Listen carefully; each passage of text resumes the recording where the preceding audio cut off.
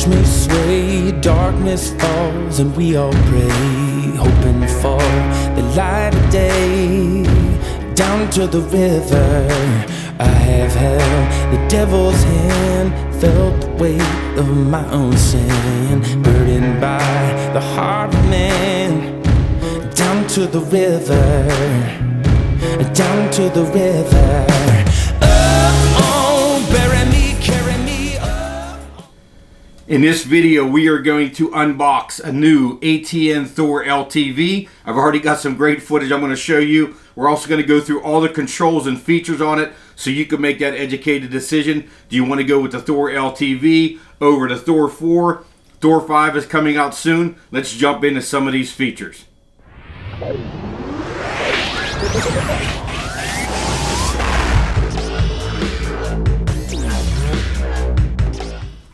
Alright, today we got our 640 unit in. This is going to be the Thor LTV 642-6. I have a 320 version that I brought some footage for you, 3 to 9.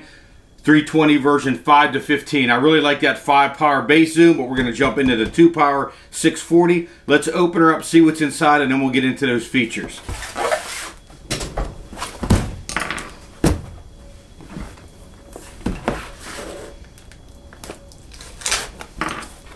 Smaller version, smaller box you're going to have because this is a unit without the bells and whistles.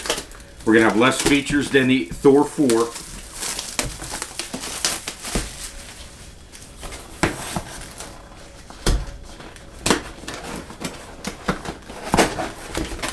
Alright, we're going to open that box up. We're going to have the owner's manual, very important. Inside you got some cloth that I use to wipe the front lens. And we're going to go through all these features here in a second. Comes in a neoprene case. This is good. I see a lot of people putting this on their scope whenever they put it in the case to protect it a little bit. A couple things I like on this unit I've seen on the other unit, but they have a better cap on the front. ATN is coming with it even has a logo on the front there. You got that cap on the front, which I think is fantastic. Protects that lens, most important part of your thermal, and keeps the weather off of it, dust out of there. And you just got the straight unit right there. Much smaller unit you're going to see. Going to be able to mount that closer to your rifle. Get that thing down nice and close with those mounts. You got an eye cup that I never use. I never use these things, but some people do like to use these. I got all mine sitting here. So you got the eye cup in there. You got the scope in there. The neoprene pouch. And inside that neoprene pouch, you're going to pull out that charging cord. We're going to charge that thing first to get a full charge on it. Take it out there in the field. And we're going to go over the menu features here in a minute. I'm going to throw up some of the footage that I have. Tell you what I like about these units. And go over some of the footage I have in the 320 versions. We'll jump to that 640 here. Give me a couple days, maybe a week. I'll get some great footage with that 640. We'll be able to bring that to you. So let's get into those features. ATN's LT and LTV line of scopes can be described in one word, and that's simple. Simple menu, simple controls. ATN made that line of scopes for the guys that wanted to get rid of that ballistic calculator, Bluetooth, Wi-Fi, no app features. Strip that version down, lower the price, get you out in the field with thermal and night vision with a small compact unit that doesn't have all those features but is dependable, and you could take out there, push that button, get those great videos that you see we all post. I've had this unit now for a couple weeks. This unit is a 320 3x9. I have a 320 5x15, and today in the mail came a 640 2-6. One of the great things I love about these units right off the bat is the price. You get out there and start looking at thermals, man, the prices of them can be outrageous. $950 is where the 160 version starts, up to just over $3,000 for the 640 with the 50mm lens on it. So you got a range there of budgets. I'm going to tell you which one I like the best so far, and let's jump in the packaging. I love that ATN is providing lens covers for the units now. My 320 version has just a rubber cap on it. The 640 version that came today actually comes with a flip cap with the ATN logo on it, so you can protect that front lens. get out there. I know a lot of guys put these on aftermarket, but ATN is starting to come with them right now. Smaller, you can see it's a smaller unit. I can mount that thing nice and low on my barrel. I like to get it nice and as low as I can so that that barrel and that scope are really close. That shot is in that kill zone much longer range also. So I really like how small it is and the price. Now let's get into the controls a little bit. What I really like about this unit compared to the Thor 4s or the 4K Pros is going to be the jump zoom. In the book, ATN calls it a step zoom, I believe, but I like to call it a jump zoom. That's going to be your front button. So once you turn the power button on, hold the power button down 3 to 5 seconds, you got power onto it, you're going to see that the front button is going to be a jump zoom. So in the 3 to 9 model, you're going to jump from 3 to 5 to 7 to 9. There's 4 intervals in there, and you're going to jump up, and then it's going to rotate back. So you're going to have that feature with your front button. Now you're going to go to your rear button. Let's just jump to that one right off the bat. Black hot to white hot. It also changes from, say, rainbow to red hot. You're going to have the 2 red colors, the 2 green colors. I believe there is a black hot and a white hot, and there's another one in there that I can't think of right off the bat now. So when you press that back button, it's going to switch between 2 color palettes. You can go into the menu, we'll go in a second and change those color palettes. But that back button is going to jump between 2 of those. And I find that, I'm going to put up some video here, I find that important that I can jump from black hot to white hot because the conditions dictate which color palette I like to use. So the settings on this, I'm always changing. You're going to see in some of these videos when I'm going to tell you what I look for, but I can always change those settings, and I jump from black hot to white hot sometimes to get that better video. Now we're going to jump to that side, that right side button. That right side button is just going to be the color brightness inside. Press that button. I think there's three selections in there. And then your left button is going to be your video button or your photo button. To change from video to picture, you're going to hold that left button down and you're going to look for the icon in your scope. It's either going to be video or it's going to be picture, and then you quick press it to get that started. You're going to start the video by pressing that left button really quickly. Now we're going to jump to the middle button. Nuking is important in thermals, so a quick push of that middle button nukes your unit for you. I always put mine into, and we'll go into settings, I turn auto nuke off because I don't want it to nuke at a time whenever I'm about to take a shot. So I'm always manually nuking. If I hold that middle button down, my settings menu comes up.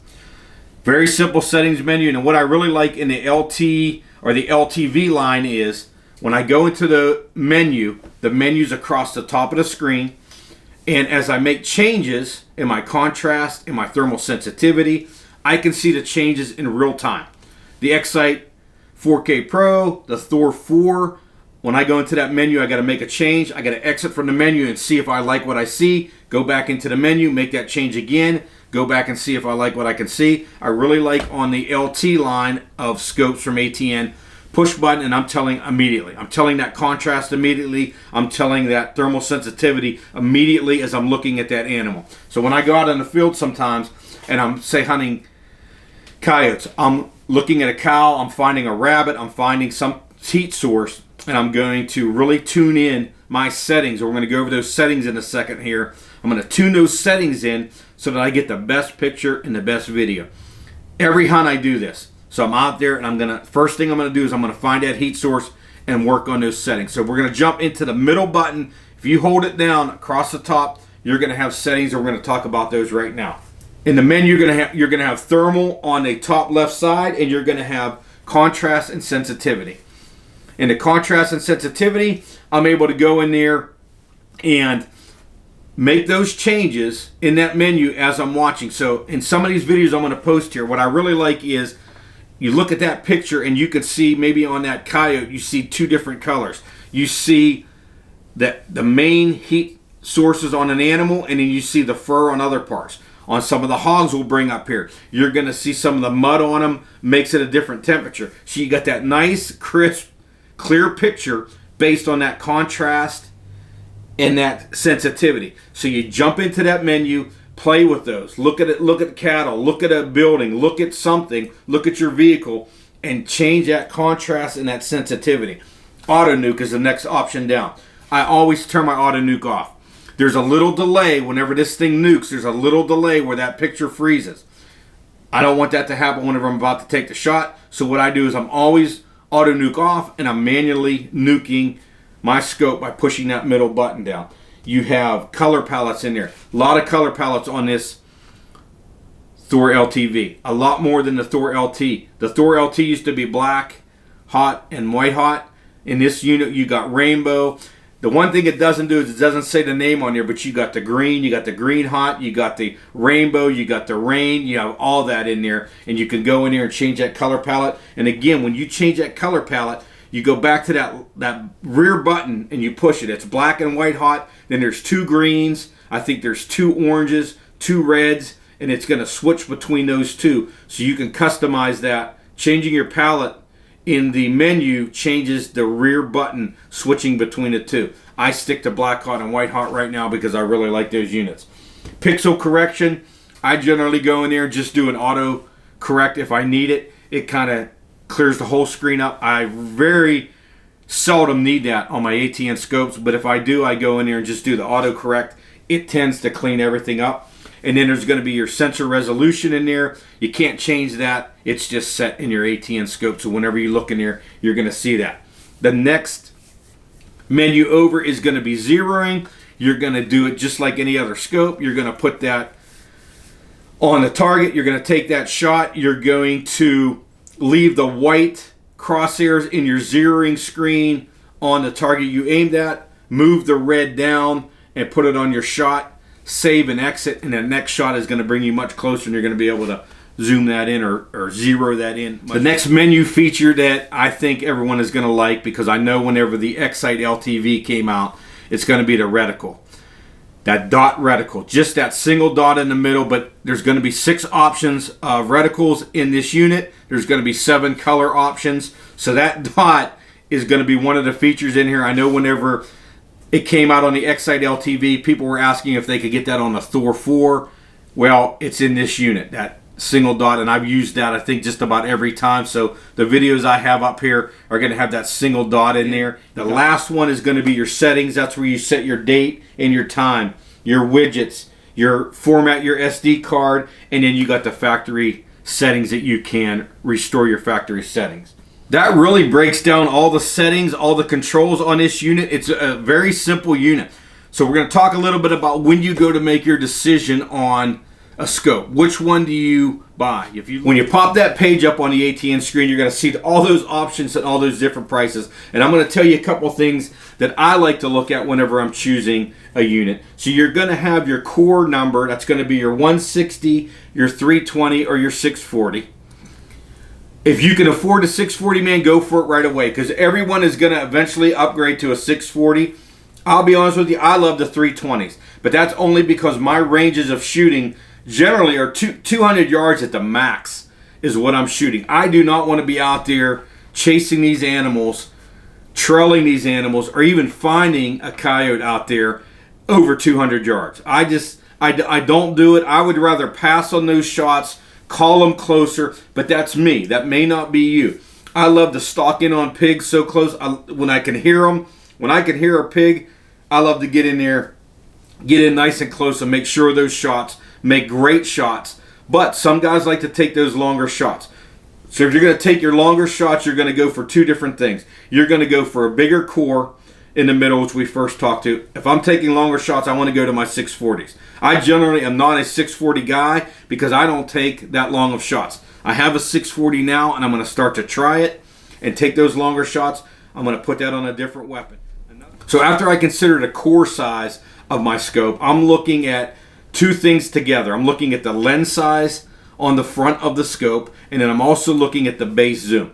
So I'm not generally a long-range shooter, but if you are a long-range shooter, you want to go 640 core if you could fit that into your budget, and you want to go with that bigger lens size. So if I'm going to shoot, say, 300 to 400 yards with these units, I'm going with a 640 core with a 50 millimeter lens, and there's only one unit. That's going to be the 4 to 12. That's going to be your longer range unit, bigger lens, bigger core, and you're going to have that higher base zoom. I love a higher base zoom in a 5 range.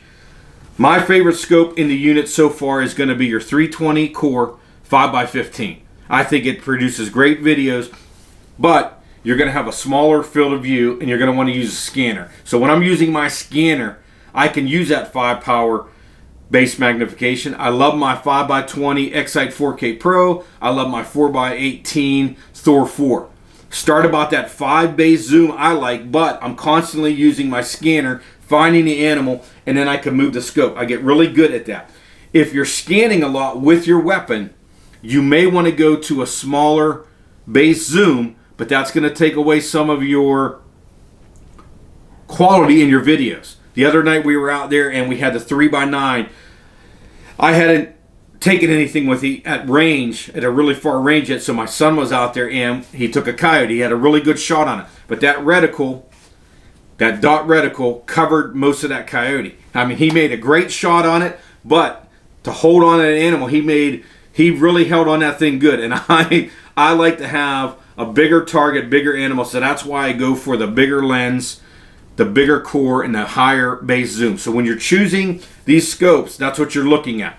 My base zoom, the resolution, and then I'm looking at the lens size on the front. So you got two options at the 160 core with a 12mm lens, a 19mm lens. You got three options at the 320 core. I have the 3x9, which is a 19mm lens, which is fine out to a certain range. I don't know if I'd be shooting 200 yards with that unit. Maybe 200 yards. I'm looking about 150 yards is going to be my max shot with that 3x9 unit. I can see much farther. I can take shots with it. But the size of that reticle compared to the animal, I'm going to lean more toward the 320 5x15. I really love that unit because of the 5 base zoom. Now we get into the 640s. I'm not too familiar with the 640 yet. I'm starting out with the 2x6 right now. And I'm just not a long-range shooter. Again, I'm looking for good quality video in 130 to 150, maybe 180 yard range. I still like the ID. I think the 640 is going to be great to ID at a further distance. And that 640 is going to be able to do that, and it's going to get me quality video, I believe, at those ranges. So picking a scope, you want to look at the core size, the lens size, and your base zoom. So that's where all the quality of those videos come from, is that combination. You got to find that sweet spot, really. And I really like a 5 power zoom. The mid core of 320 or 384 has always been good for me with the 50mm lens. The bigger the lens you can get, the better you're going to get those quality videos. So I hope that this helps you out. If you got any questions that I missed, throw them in the comments here. I'll get back with you. I got a lot of guys asking questions about these units once they see the videos. And I really like the units. I like the mossy oak pattern. My son really likes the mossy oak pattern. So I'm trying to bring you different scopes to show you different videos with it, because picking them can be overwhelming sometimes. You look at that information on that page, man, and it could be overwhelming with that price. You want to make that first purchase count, and we're always going to upgrade. I'll just tell you this right now, if you get into the thermal field and you get out here hunting, you're going to want to upgrade eventually. But these are nice, quality, dependable scopes to get out there, get the job done, get you some land, get more land, and as you get more land, because you're taking more animals, then you're going to jump up in those scopes eventually, and you're going to get into the bigger ones, in the 640s. Everyone's going to want a 640 and a 1280 eventually. This gets us by at a much lower rate and gets you out in the field. Thanks for watching, like, and subscribing. Much more to come, especially from that 640 unit. I'm going to be out there this weekend trying to get you some video.